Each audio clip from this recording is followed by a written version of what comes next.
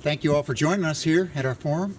On behalf of all the hardworking employees of AT&T in the National Capital Region and around the country, welcome you here, and you have a good topic, 5G next generation infrastructure. We thought we'd just take a few minutes just to prime the pump for you a little bit and give you a few things that AT&T is working on here with 5G for the federal government recently and how it actually goes. So with that, I'm going to give it to our technical engineer, Erik Hand. Erik, you got that? All right. Thank you, Joe. And thank you, everyone, for joining us here at the AT&T Forum. Okay. So the topic today is 5G. When we combine things like speeds reaching above 1 gigabit per second, when we combine things like having low latency access to edge compute, and combine that with the flexibility of wireless mobility, really, what are the possibilities? And really, they're only limited by our creativity in generating solutions, and then also maybe our federal budget considerations. Okay, so there are so many things that we can do with 5G and edge compute. If you're a DHS customer of mine, you may have seen these graphics in the past. I've used them to talk about 5G and edge compute. The first one I can talk about here is CBP's Bio Entry and Exit program. With CBP's Bio Entry and Exit program, we're doing things like facial comparison. And every time you leave the country or come into the country, a picture is taken, it's compared to your passport picture, and that is supported via wireline access and cloud computing resources. We can take a similar capability and give that to TSA. We can do things like facial recognition. Every TSA agent who's inspecting a government ID, they can look at that government ID, and with edge computing, we can do some facial recognition to see if that person maybe is using fraudulent identification and maybe should be restricted on their travel permissions, right? We also have an image here of unmanned aerial vehicles.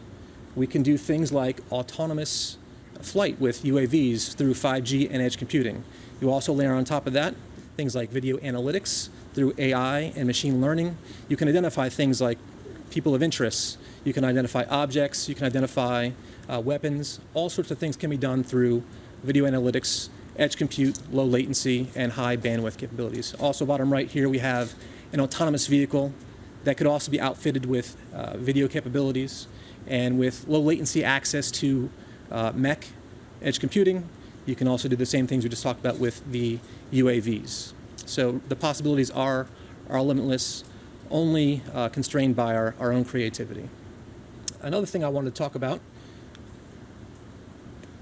is augmented reality. So here I've actually taken a snapshot of a video that I've shared with customers CBP and FEMA. Essentially what we see here is a location that was impacted by a tornado. A UAV was flying over this location, and what we have overlaying there is AR identifying if a location was destroyed or if there was a little bit of damage to that location. This can all be done through AI and ML. We can train a data set on what a home looks like if it has been devastated by a disaster. Now, we can also add additional data to this capability. Maybe we bring in information about recent tax assessments on buildings. We can actually apply a fact to determine how much this location was impacted financially by a disaster. That could be reported directly on the video feed here, or it could generate a report. Again, all interesting capabilities brought to us by 5G and MEC. The last thing I want to talk about, I'm going to hold off on the slide here, is something AT&T recently did for the US Navy.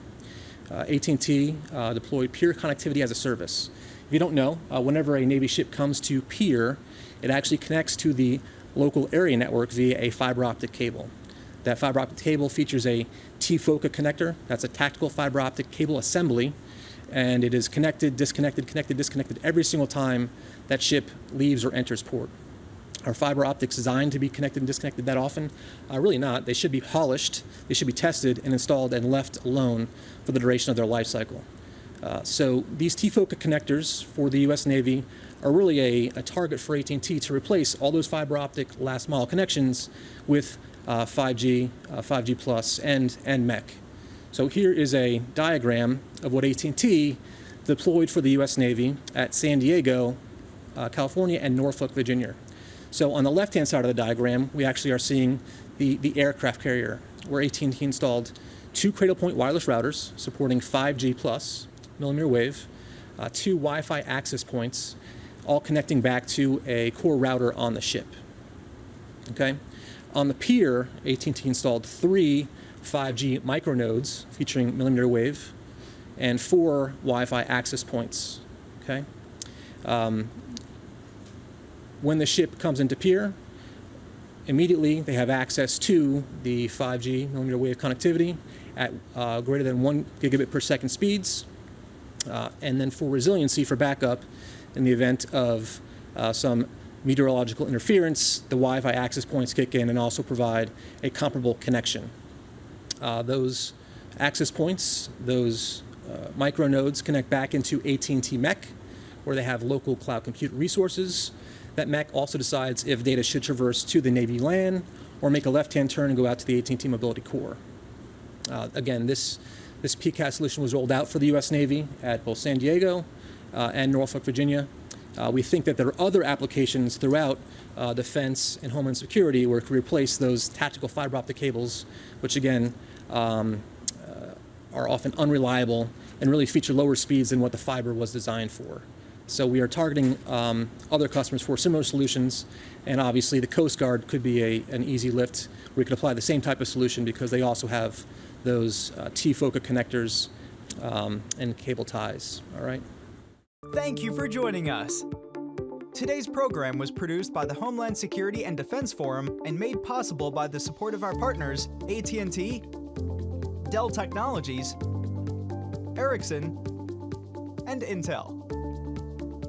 Video of today's show and other HSDF original programs can be found on the HSDF YouTube channel. Subscribe today and enjoy hours of insightful policy discussions. Stay tuned for information on additional HSDF symposiums in 2022, including the Evolution of Federal Cybersecurity on June 22nd and the HSDF Hybrid Cloud Symposium in September. For more information, visit www.hsdf.org.